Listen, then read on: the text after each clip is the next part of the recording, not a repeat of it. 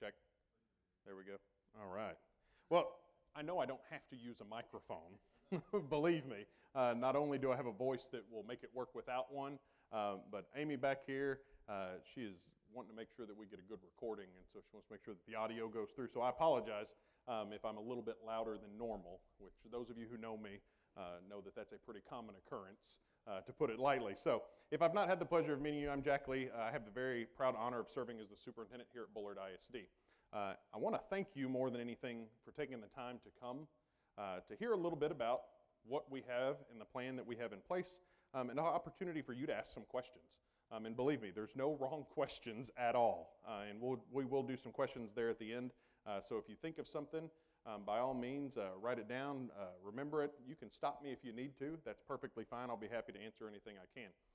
Well, you're here because you want to hear about the bond that the school district has called.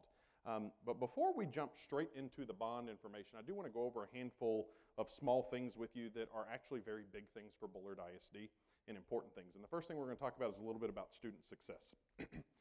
Up on the board here, what you'll see is some of the state averages for scores on assessments that the state requires that school districts throughout the state of Texas do with our STAR assessment. And what you'll see up there is that consistently Bullard ISD has outperformed the state averages significantly, often by 20 or more points above what the state average is. A perfect example, third grade math, 90% of our students in third grade last year were successful and met standard that they needed to on that state assessment, compared to the state's average of 61%. You see that on every campus in every grade level that we are required to do that. Fifth grade math, you can see 88% compared to the 69% of the state. The meets standard, we were 71% to the state's 43%. We just consistently outperform that state average. And then at the middle school, you'll see that as well. And at the high school, definitely above. It's because we have outstanding teachers. It's because we have good students. We have people who are putting in the time and effort to be successful and make that happen. But that is a success for us as a school district. It's a success for us in Region 7. We are in the service centers Region 7, and we outperform the neighboring school districts that we compete with. This will show you a little bit of the overall state average based on where we were. And you can see that we were 87% overall compared to the state's average of 67% at the approaches. At the meets, we were 20% above, 63% to the state's 41%. And then even at the master's level, which is the highest level that a student can achieve, we were 31% above the state's average of 18%. Now that success breeds more success. And we see that in and out of the classroom. And we have a handful of things that we have done and been able to accomplish over this past year that we want to highlight a little bit. And it seems like it may be a small thing, but we have what's called the seamless summer option in place for our students. This means every student in Bullard ISD, regardless of where they come from or where they live or what their family's income is, every student gets free breakfast and lunch this year. Every single student. And we have students that take significant advantage of that. We've had facility and technology improvements over the past year and a half or so. And this may sound like such a small thing, but it's not. Replacing the air conditioner units on the middle school roof. Now that seems like it may be a fairly insignificant thing, but when you have a middle school that was built in 1982, and the unit was the original 1982 unit from when the building was built that we replaced, we already have seen significant savings, not to mention school comfortability for our students. One thing that we consistently know, if it's hot, teachers do not want their classrooms to be hot. If it's cold, they don't want their classrooms to be cold, and neither do the students, because we want them to have an environment where they can be successful. The winter storm last February at the high school, we had to replace the chiller system. That was the original air conditioner system for the centerpiece of the original portion of the high school. It's an old chiller system. It uses water to cool the air. Well, when we had a freeze and no electricity for roughly a week, you can imagine that freezes. It busts the water chiller. We had to replace that. Thankfully, we had insurance proceeds because that was about a $250,000 project just to replace a chiller system at the high school. Parking lot repairs. High school library renovation completely done. A sign in front of the middle school. You may have not realized it, but we have a middle school that never said Bullard Middle School on the front of it, and we have a sign that's up. But one of the most significant things is we put into place technology for our students starting at the intermediate campus. So every student 6th grade up right now in Bullard ISD has one-to-one technology devices. That means that they have the ability to take a Chromebook, a computer, a laptop home every afternoon. They use that in the classrooms as well. We implemented what's called a PAYS lab. And the PAYS lab is specifically for work and life training at our high school campus. Now this is for students that may receive additional services like special education services. And this is work training to prepare them once they are outside of the high school. And we are one of the few districts in the area that have that type of program for our students. Every student deserves to be successful and be prepared for the future. It does not matter if they are the top high A earning student in the district or they require additional sports through special education services. We make sure that we have that in place, and we implemented that this year. This past summer, we implemented a unique program. We actually took the learning to our students over the summer, and we took a bus and we turned it into a mobile learning lab. And so last summer, we had a team of individuals that prepared activities for our students. We took all the seats out of this bus. We put in flooring. We put in air conditioners for the bus, and we drove that bus to neighborhoods where students could come and receive educational opportunities during the summer. Because the students that sometimes need those the most are the ones who don't have the ability to get to the school. So we took it to them. And it culminated with an event at the city park towards the end of summer, and we had a ton of individuals who came out for that. Student success in general, whether it's athletics or band, any extracurricular, students at our early childhood campus that maybe designed the Christmas card that we send out every year. Those are student successes that we have seen. For the past 2 years, with the exception of just a couple of times, if our students have competed in something, they have advanced to the next level of competition in everything. Our band last year placed 4th in state at the first ever military marching band competition. That's a huge thing. Our softball team right now is ranked number 1 in state for 4A schools.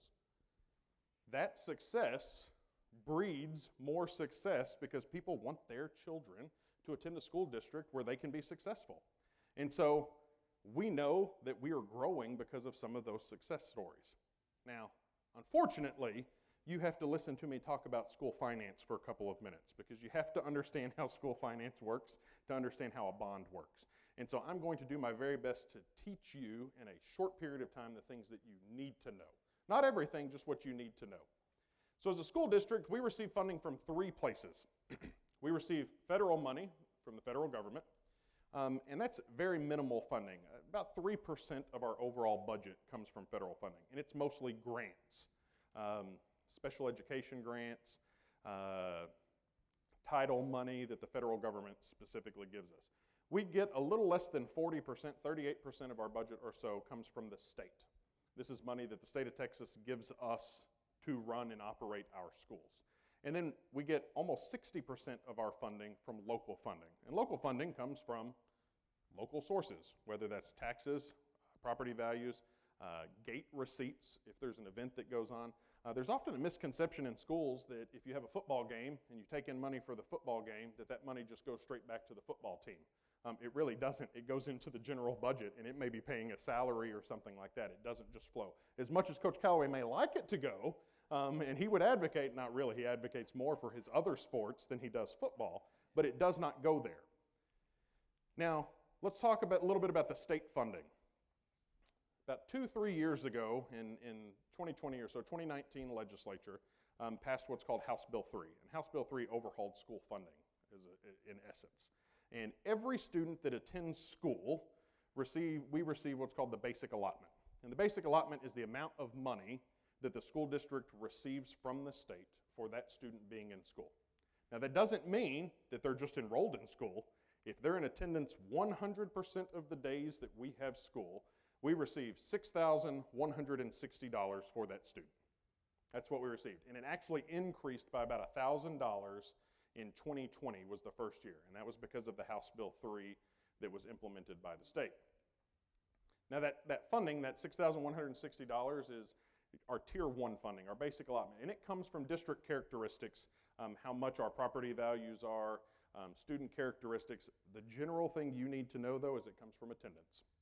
So school districts across the state consistently will tell you, we want your kids in school. And we want them in school for learning more than anything else, but we also lose funding if students are not in school, and that's just the way that the state has that set up. We also receive Tier 2 funding, which is above that $6,160.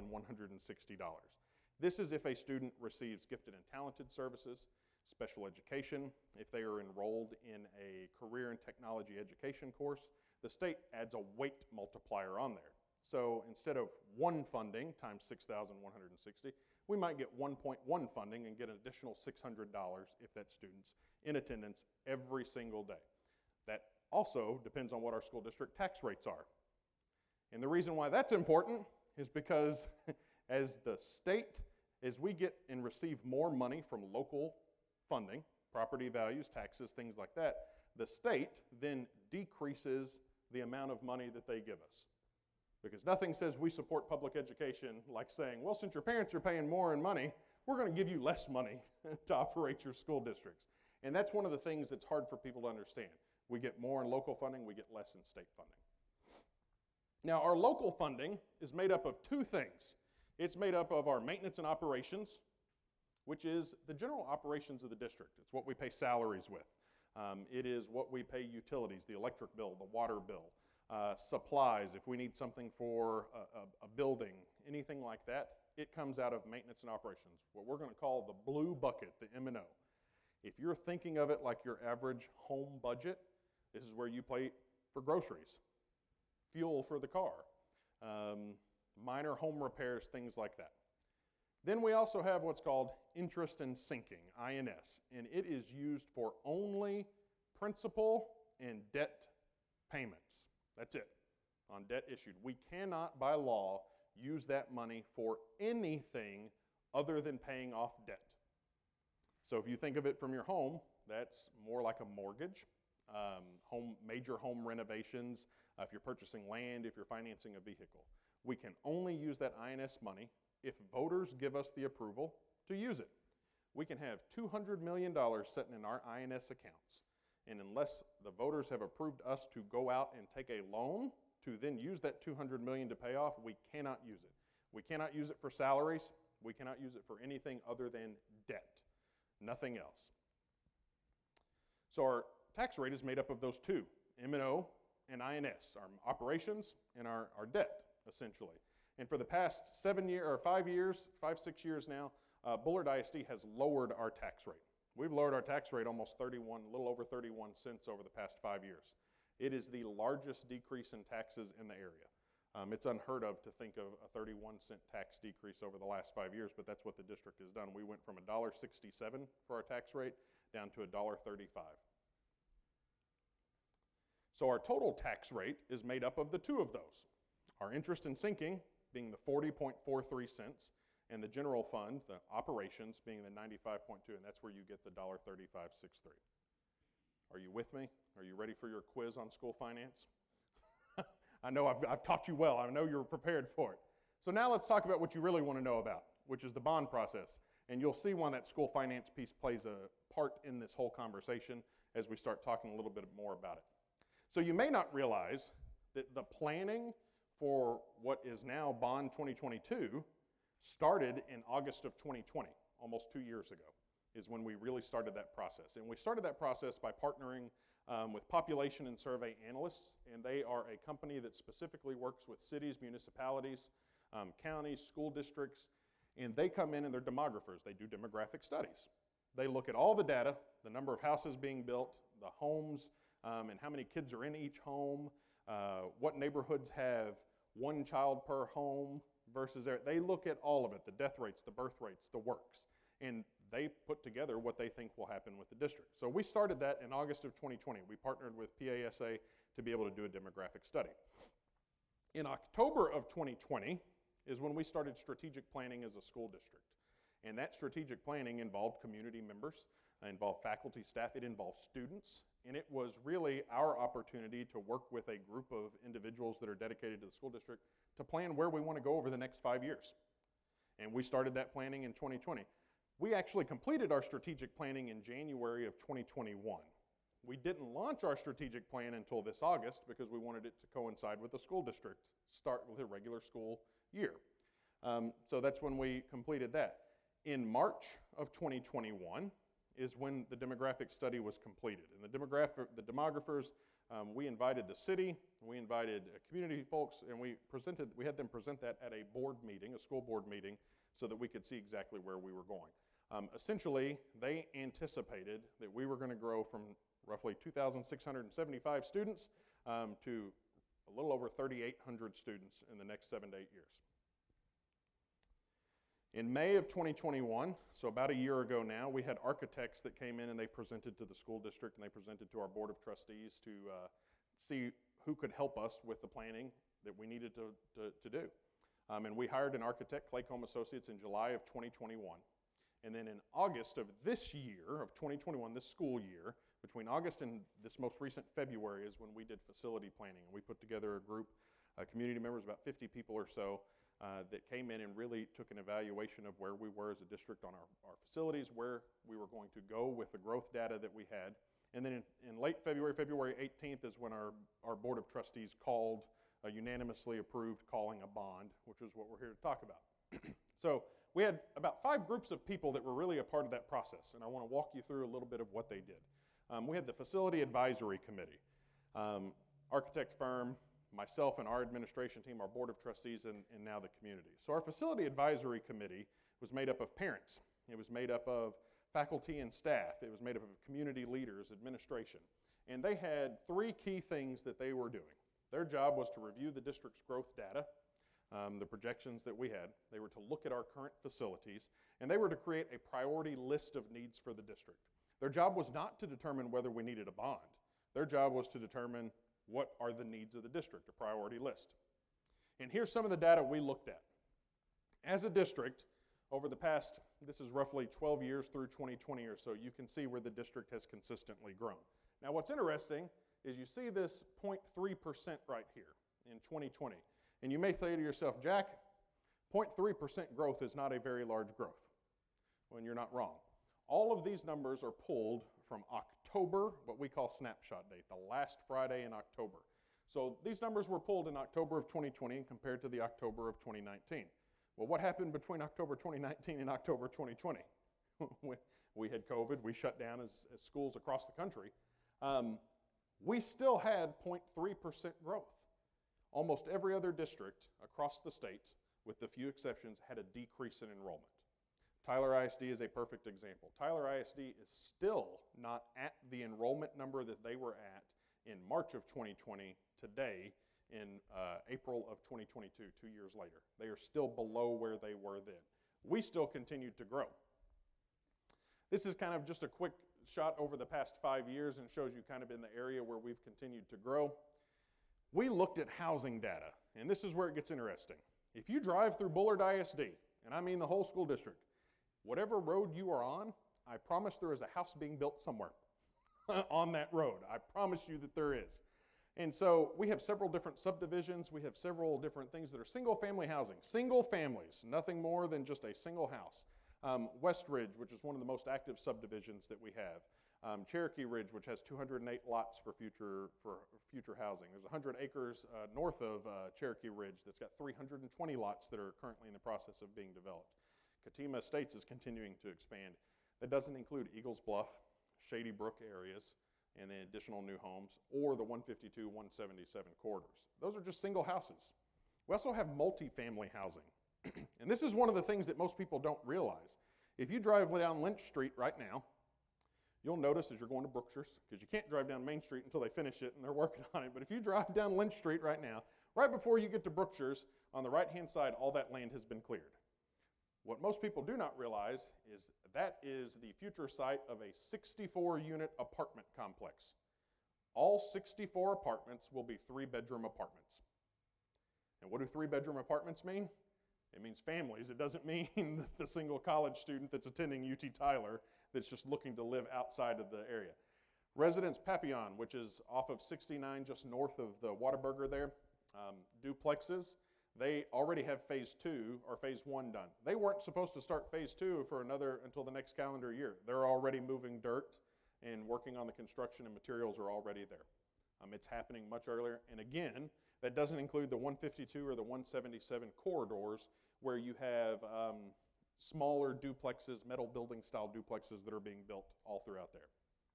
So in all, over the next 7 to 8 years, we're projected to have about 2,800 additional homes between multifamily housing and single-family housing here at Bullard ISD.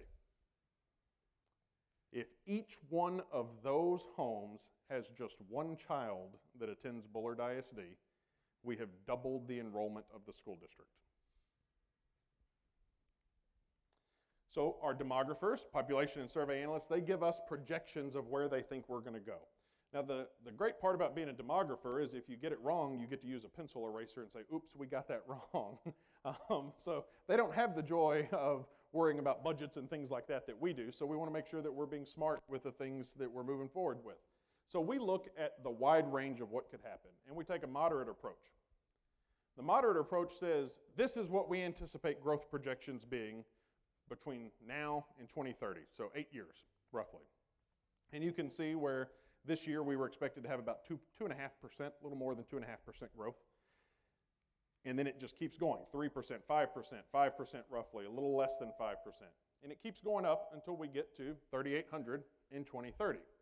So this year, because remember that's based on October, this year they anticipated that we would increase our enrollment to roughly 2,745 students. 70 more kids this year is what we were projected to have.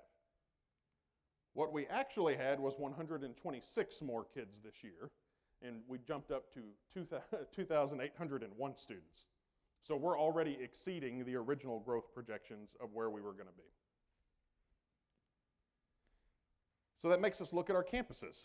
And where are we and what can we hold? What do we have? What do we not have? Our early childhood campus houses grades pre-kindergarten and kindergarten. Those two grades are in there. Now, pre-K is not for everyone. Not everyone attends pre-K. So that enrollment's a little less. That campus has 287 students enrolled, and it's got a capacity of 350. And we've done some renovations over the years. 1995, there were additions and renovations. Again, in 2016, mostly flooring, some storage, some plumbing issues, things like that.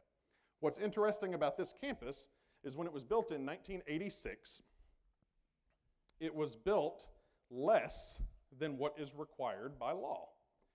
TEA and the Texas Education Code specifies minimum square footage for classrooms that you must have. This building somehow was built with less square footage in the classrooms than legally what was allowed. And if you want to visit with me afterwards, I'll tell you about how the superintendent at that time was criminally charged for that and how that went through, because it's an interesting story. But we have kindergartners and pre-K students that are in classrooms that are actually smaller than what they are supposed to be for them. We have our primary campus, which houses grades 1 and 2. It is actually the newest campus in the district.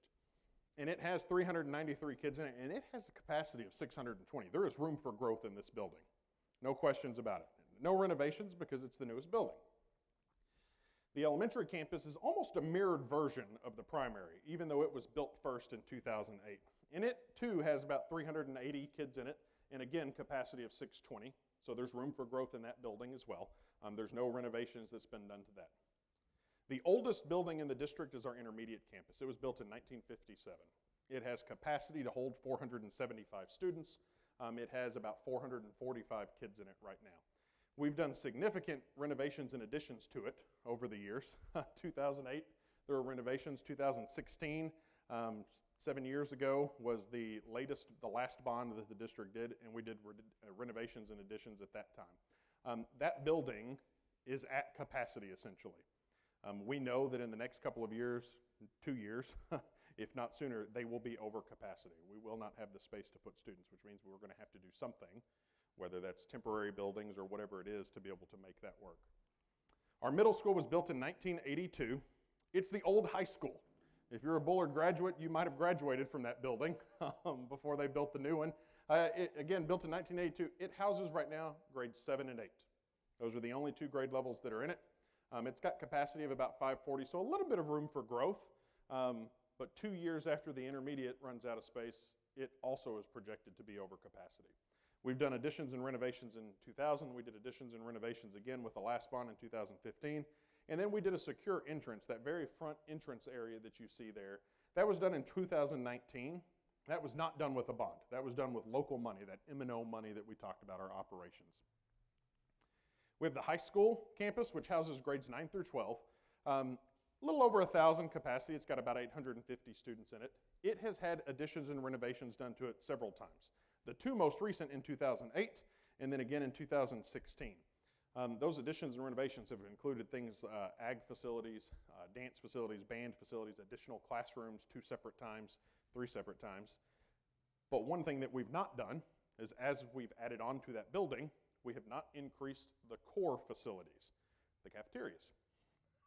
And that may sound like something silly that you don't think about a lot, but the building has gotten bigger to house more kids, but the cafeteria has not gotten bigger to have more kids in lunch at the same time.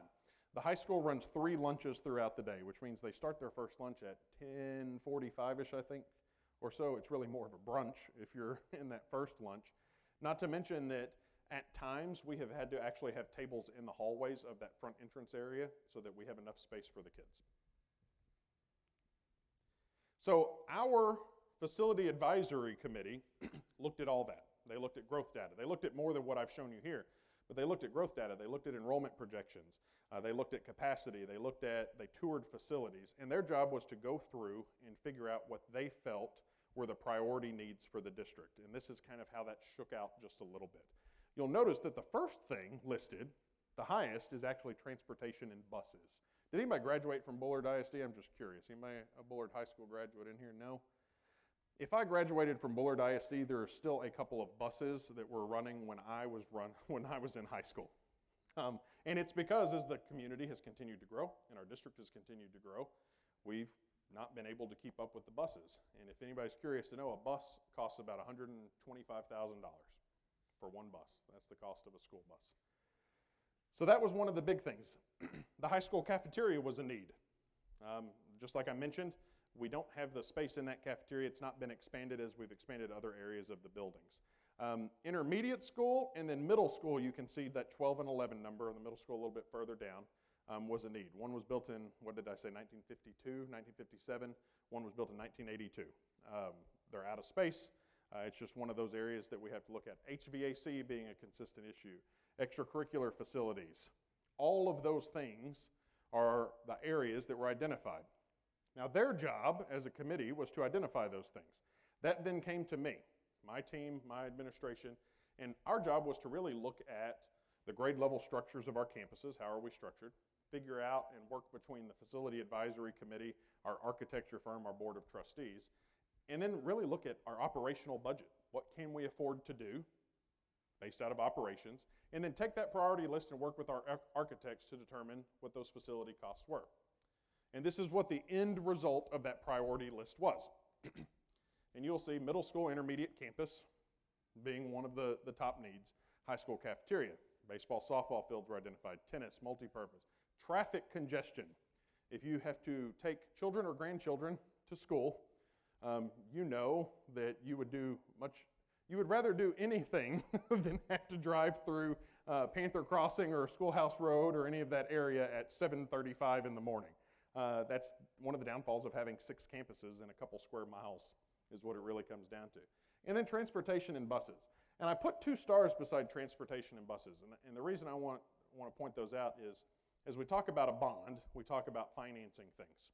It does not make sense to finance something on a 30-year note that's not going to be usable for 30 years. So we wouldn't want to finance transportation or buses through a bond because it just financially doesn't make the sense to do so.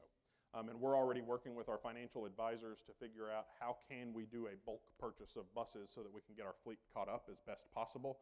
And we can do that through our operations budget, and we'll likely bring something to our Board of Trustees in the next couple of months as we start looking forward. Now, buses are just like anything else. The supply is not unlimited. A perfect example, we ordered a bus in November, a special education bus that we needed, and we've not yet received that special education bus because of special ed issues, or because of supply issues. So we have a bus we ordered in November that we still have not received. And that's not our fault, that's not the bus supplier's fault, it's just where we're at. So then that information goes to our architecture firm, Clay Coleman Associates, and their job was to take that priority list and try to figure out what do we think estimated costs would be for facilities. And they did that for us. And you can see the 7 different things that are up there. The first thing I want to point out is number 5, a new middle school campus, because that's what we have on this bond as part of Proposition A is a new middle school. It would house grades 6 through 8. Right now our middle school is grades 7 and 8 only. And you can see that the project cost for that facility would be about a little less than $64 million. We talked about the elementary and the primary buildings. Both of those have room for capacity for growth. So one of the things we talked about is could we do an addition between to make them one campus. That allows us to move pre-K and kindergarten into a building that's up to the code that it needs to be at, that gives our kids the facilities that they need. We're talking about $3 million. You can see baseball, softball, multi-purpose tennis courts, the high school kitchen dining, renovations to be able to expand that and do an addition to that. You're still talking about a little over $3 million. And then we would take our current middle school, do renovations, minor renovations to it, so that we can convert that into another campus. Now, when it was a high school that went to a middle school, you're fine. When you go to anything younger than that, the toilets are this tall and the kids are this tall, and it doesn't quite work. And so you have to do some renovations to be able to make that work. So that's where you see those total numbers. And that ends up being $72.75 million for what's considered Proposition A and $18.5 million for Proposition B. Now, those are split for a reason. The law requires, about 5 years ago or so, the legislature passed a law that says anything that is not an academic facility has to be on a separate proposition. And that's why you see sports, extracurricular, band. If we were doing a fine arts facility, it would be its own proposition. We're required by law to do that. So that's where that total number comes from. Now, one thing we know about construction costs, are they going down? They are not. They're going to go up, and we're going to see that. So one of the things that we want to make sure that we're doing is we're being financially smart with the decisions that we make. And so we build in what's called contingency. And contingency is taking that project cost, figuring out what are the possibilities of it needing to be increased or not based off of the time frame to be able to get there. And a 12% contingency is where you see the roughly 103 total, the 82 for one proposition, Proposition A, and 21 for Proposition B. It's because we built in 12% contingency. Will we have to use 12%? We hope not, but we built it in so that we didn't end up like the school districts that called a bond right before COVID, then had to start building after COVID, and what cost you $5 million before COVID costs you $7 million after COVID just because of where you're at. And so some school districts are having to go back and do another bond to finish the first bond that was passed before this ever happened. So that's where the total comes up, and that's where you see 82 million and 21 million. That information then goes to our Board of Trustees. Their job as a board was to review all the information, review all the recommendations, determine that priority list that I shared with you, and that's what we sent to the architects to be able to get the information. And then they are legally responsible for calling a bond should they deem that one is needed, and then they determine the actual amounts of that bond. And they did that on February 18th, which is why we're standing here today going over some of that information. From here, it goes to you, the Bullard ISD community. And you have responsibilities that are pretty simple. You vote in a bond election to either approve or not approve the ultimate plan that the district has determined. So one of the common questions we get is, well, why are we doing it now?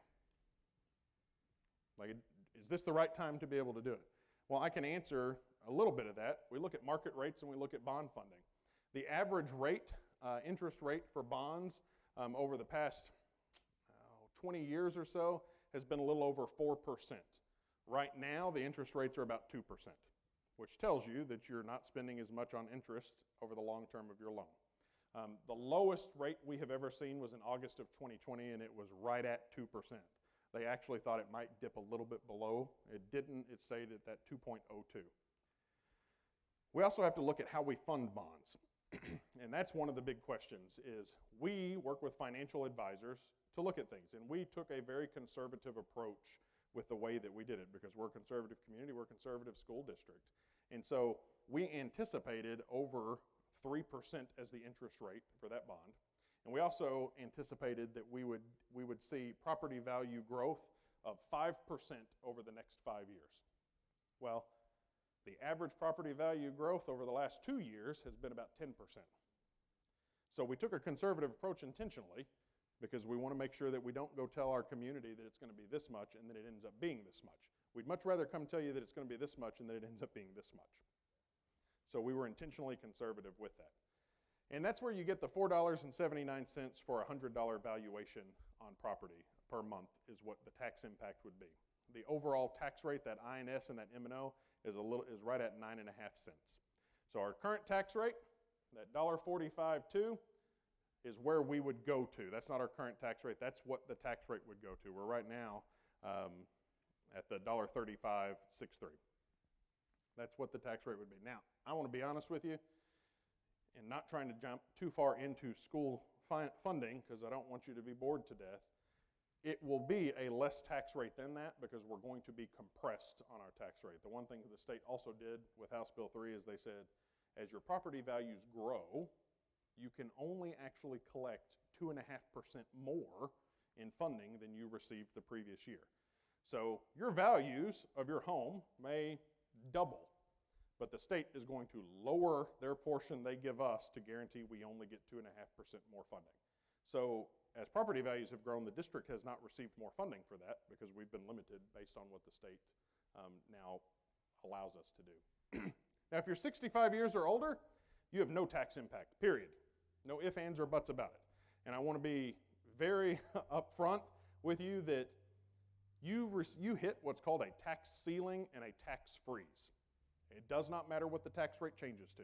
It does not matter what the value of your home or your property changes to. You will not pay more money to the school district than what you are paying right now if you are 65 years or older, period. You can pay less if the tax rates go down or your value goes down, but you will never pay more than that. If the tax rate continues to go up, it does not matter. If your value continues to go up, it does not matter. If you paid $3,000 to Bullard ISD last year, you only pay $3,000 to Bullard ISD next year. It's a tax freeze. It is not, and it is a freeze on the amount you pay, not your tax rate. And that's where people will sometimes get confused. Absolutely.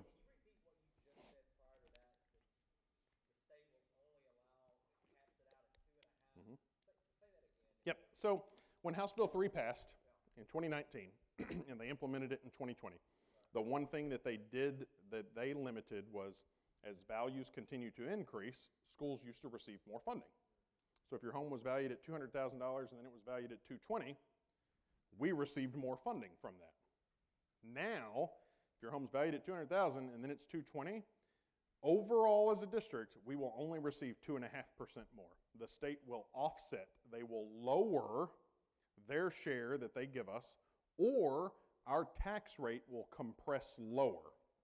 So if we're at $1 on the M&O side, we may go down to 97.5 cents because we can only generate 2.5% more money. And the state actually will tell us moving forward what that M&O tax rate is. We don't even get the option. We can set it, but the state's going to say, here's what your maximum is. It's not necessarily always us. We lower it, and we have lowered it over the years, but the state has now limited what we can do. So we're doing informational presentations. That's what you're here for.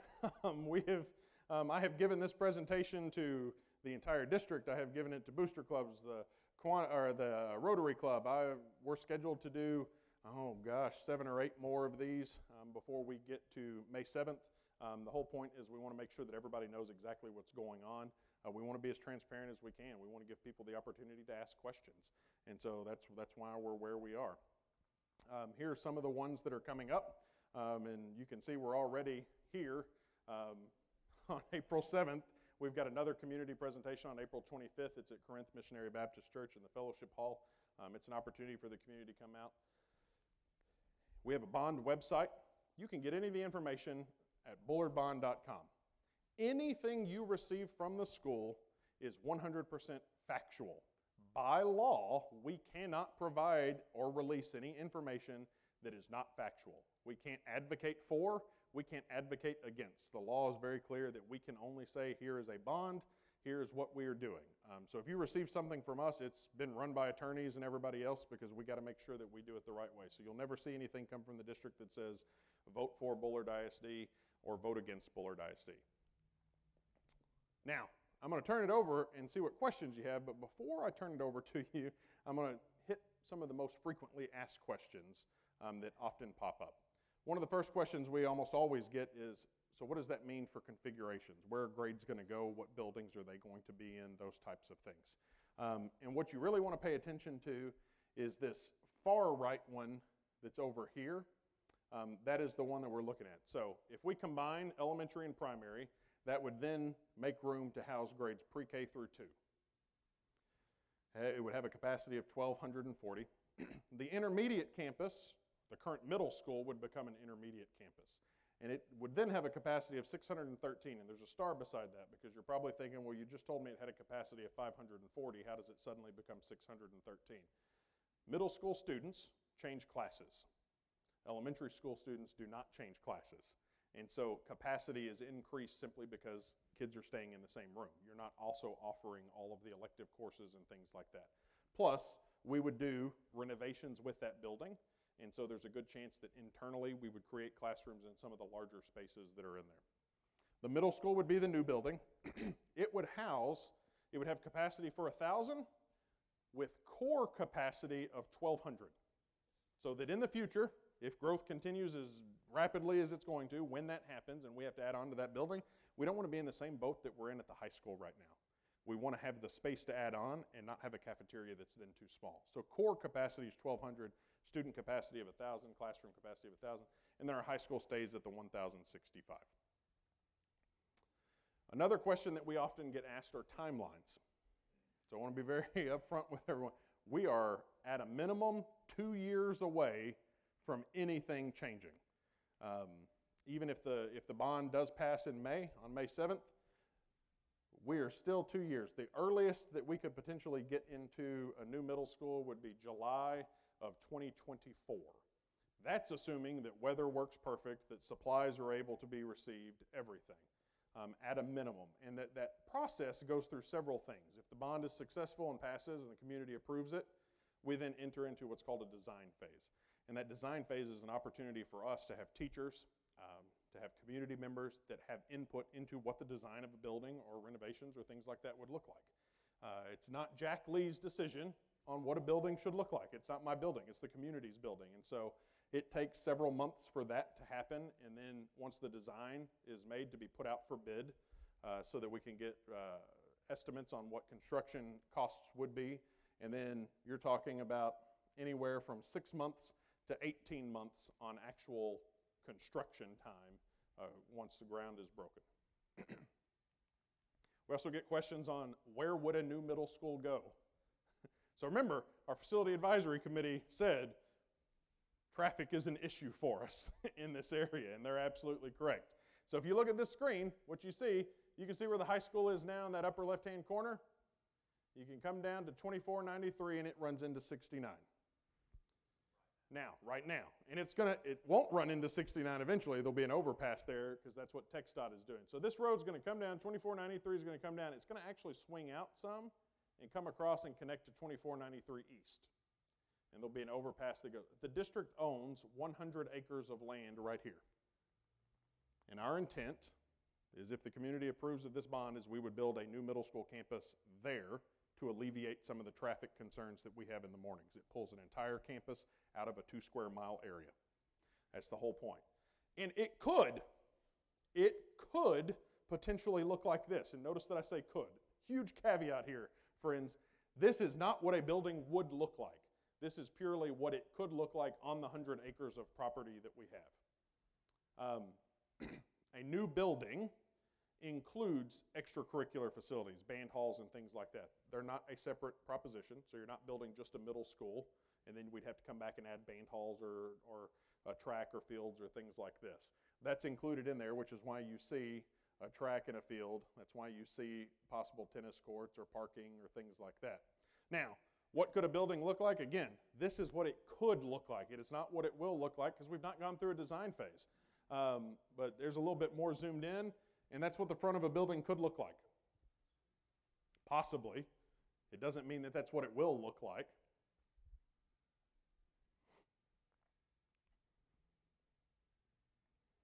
But then we also talked about the elementary and primary being combined as a building. So what would the front of the elementary and primary look like? And we do have to consider, you see the steps and the ramps because those two facilities are at two different elevations. The elementary is slightly lower than the primary campus. But those are what could potentially look like. Doesn't mean that's what they will, because we've not gone through a design phase. We've not worked with the community, we've not worked with teachers, we've not worked with the architects to do that. This is purely just a hypothetical rendering to show you what that could look like on the property that we currently have. Another question that we get is, what about the facilities, baseball, softball fields? What about an indoor tennis courts, those types of things? Where would those go? Our baseball and softball fields right now are not next to the high school. They're, in fact, nowhere near the high school. And what that means is our high school students often have to drive to be able to get to their practice areas. It also means that underclassmen, freshmen, sophomores may have to ride with other students to be able to get it. So they've got to pull out of the high school onto 2493, then turn at Panther Crossing to get there. So the district owns all of this land that's throughout here. And obviously what we would like to do is put it as close to the high school as we can. And so any of this area is a possibility. We're also working with landowners around us on possible purchases of land so that we could consider those areas as well. Everything's dependent on the design process. Everything's dependent on utilities, soil samples, all of that plays into where facilities could potentially go. And that's the most common questions that we get. But I will be happy to answer any question that anyone has. There's no wrong question. So now's your chance. What you got? Yes, sir.